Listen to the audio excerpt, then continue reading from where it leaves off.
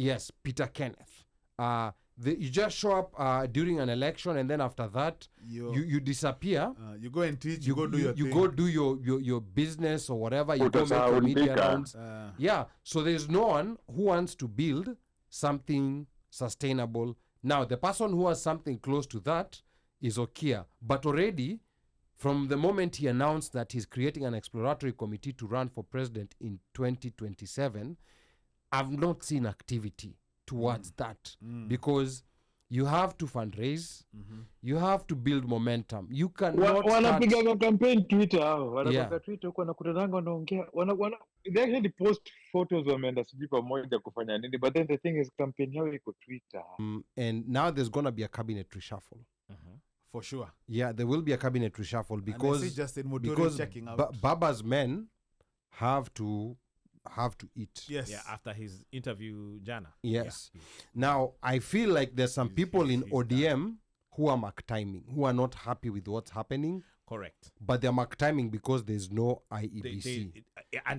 There's no way out. There's no way out at the moment because there's no IEBC. Because if you resign right now, you're out in the cold. Yeah.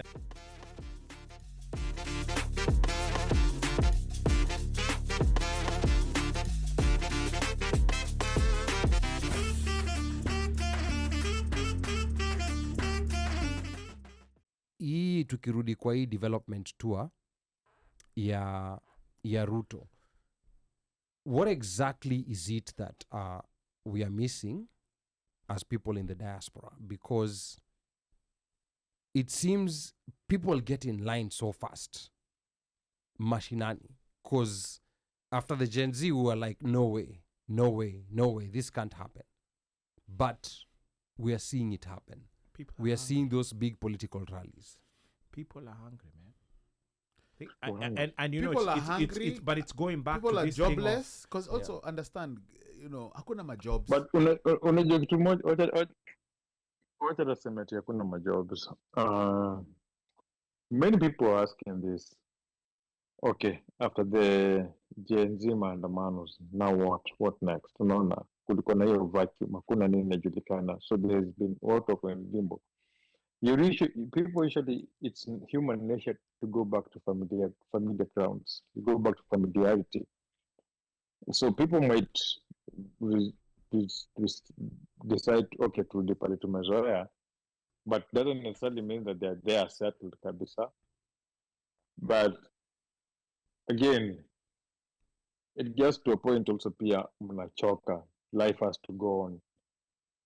So amtashinda tu kwa maandamano mode the whole time. Kuna time utafika tu mahali maisha iendelee, watu na maisha. But let's not forget some of these crowds, mingi ni watu wamelipwa wameenda kwa hizo crowds. And then we've seen the violence that has been following those crowds, with the goons who have been paid wakibia watu kwa barabara. So pia kuna hiyo hapa inakam. So they might do their tours, they might talk, but this government is the gift that keeps on giving. They will shoot themselves in the toes pretty soon. Not pretty soon. They've been doing that. They've been doing that multiple times. They've been doing a very good job. And so munasema December wafiki? I don't know about December. No, there'll be a cabinet reshuffle. Watamaliza term yao. Watamaliza term yao. No, I'm saying that. Okay, when I'm saying that, I'm saying sasa now our political goodwill of we are together. Tujui watakosana siku gani, wanaweza kosana leo, wanaweza kosana 2026, 2027. Watakosana tu at some point. Like Ali said, Raila supporters, be on standby. Okay, to be ready. Just be ready. Yeah. Because anything can happen. Get ready. Sumwana Kalonzo pia ameanza kuenda state house huko na wanasema anahukiwa in, anaingizwa box. So anaweza feel jealous, huyu amekuja. Relax. You know, the state of Kenyan politics is very sad. It is very sad because we always seem to be on the cusp of something very great, but until politics happens. And now there's going to be a cabinet reshuffle. For sure. Yeah, there will be a cabinet reshuffle because checking out. Baba's men have to have to eat. Yes. Yeah, after his interview, Jana. Yes. Yeah. Now, I feel like there's some people in he's ODM who are mark timing, who are not happy with what's happening, Correct. but they're mark timing because there's no IEBC. There's no way out. There's no way out There's at no the way moment out. Where because you there's going? no IEBC. Because if you Yeah. resign If right he now, exit, that's you're it. out in the cold. Yes. Like who? Sifuna is one of them for sure. Sifuna has not been comfortable Sifuna with is this one whole of them thing. for At sure. all. Another one is Babu Owino. Because of him, he has been quiet. Babu was out a long time ago. And by the way, Babu, He was original out guy. that's a man to watch. That's a man to watch, especially when it comes to Nairobi County. Babu Owino, Sifuna, ule mluya, ule mumias, ule mlevi. Oh, Salasia. Salasia. Salasia, yeah. Salasia is out. That guy, just watch him. That guy is one of the most brilliant politicians you'll ever encounter. Anakuanga na ujinga mob, but ule jamaa has a political brain. Like, ule jamaa in his constituency, he's already ensured he's going to be voted for because he's building colleges. Like he's working for his people. And him akitukanana yutukana na base na facts za ukweli zenye anaambiana za nini. So him is secured his legacy. That is one guy people have to fear because alafu pia tu ile influence ako nayo to this younger generation because wana resonate na yeye ni age yao. If you remember, there was a video that came out maybe last week. Alikuwa nazushia the former sports CS. Nani Salasia? Yeah. Alikuwa na mtusi. Which one? Is it a Chesa? The guy who had been found guilty. No, not guilty. That's the guy arrested. who even played us up, even Vegas. Not Vegas. Yeah. That guy. Chesa. Yes. Something like that that. guy. He's the one who was Nini there. Yeah. Rashid Chesa. Chesa. Yeah, that one. Yeah. Walikuwa na tusiana. Well, but you see, I'm in agreement with Mika. But I think I was gonna point out the taint that Babu has is that DJ Evolve incident. Yes. Well, yes. He does. Okay. But Now, it's not. It's now, not. I'm gonna take Mika's. tainted. I'm gonna take It's not. Mika's perspective here because I've learned tainted. Yes, in our view. But I guess in our view, but in Kenya, yes. it's a totally But different. now when you go on the ground, Totally different. No one remembers that. Nope. Yes, I mean, agreement. No one remembers that. Ukienda huko Embakasi saizi.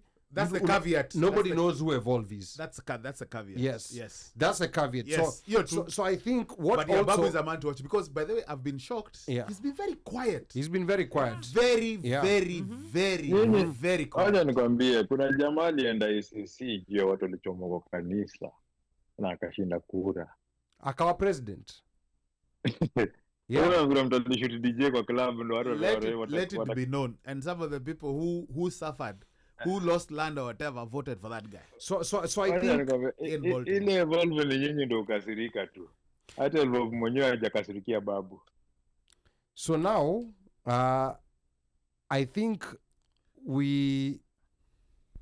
the problem that we also have in Kenya is that the so-called good people or the people who are clean, the people who have the aptitude to be able to take us to a different place, they are refusing to learn politics, and I don't know why. Like? So an example is people like Ekuru Okot. At some point, he threw himself, like with his Third Way Alliance to run for presidency. Yes. I think that was in 2017. But then the problem that I have with a lot of these... I thought he ran in 2022. These formations, I don't know they ran in 2022. Yeah, he ran in 2022. I doubt it. Confirm that.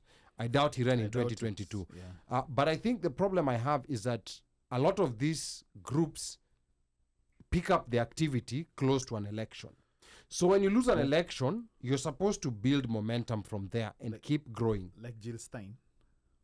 Exactly. So like Jill Stein. Peter Kenneth. Yes, Peter Kenneth. You just show up during an election, and then after that, you disappear. You go and teach. You go do your thing. You go do your business or whatever. You go make media rounds.